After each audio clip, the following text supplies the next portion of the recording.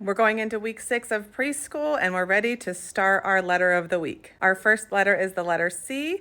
I'm going to explicitly teach it during large group, and then I'm going to show them how to use our letter table in all of the trays. I bring these trays over to the carpet and I have students sitting in a big circle, and I'm going to one by one explain each tray and what their expectations are.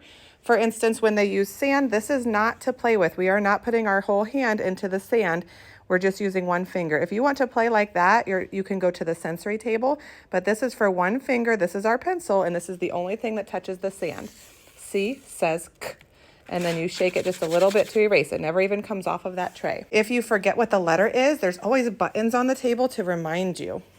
C says K.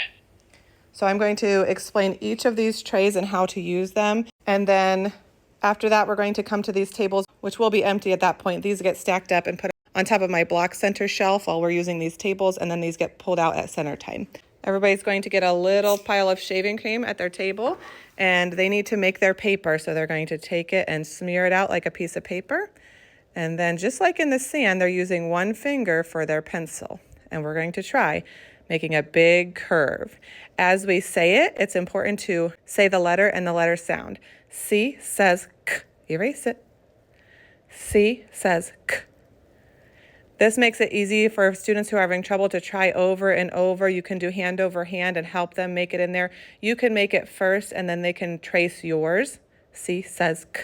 They love this sensory activity. It's a great way for preschoolers to practice their letters. Every Monday we learn our new letter of the week. I explicitly teach what it looks like, the capital and the lowercase, the letter sound, and how it's written. This is typically like 5 minutes, very brief. Any new letter trays, if we have them, this is our first week, so I'll explain them all. And then we always do a hands-on, like multi-sensory group letter lesson.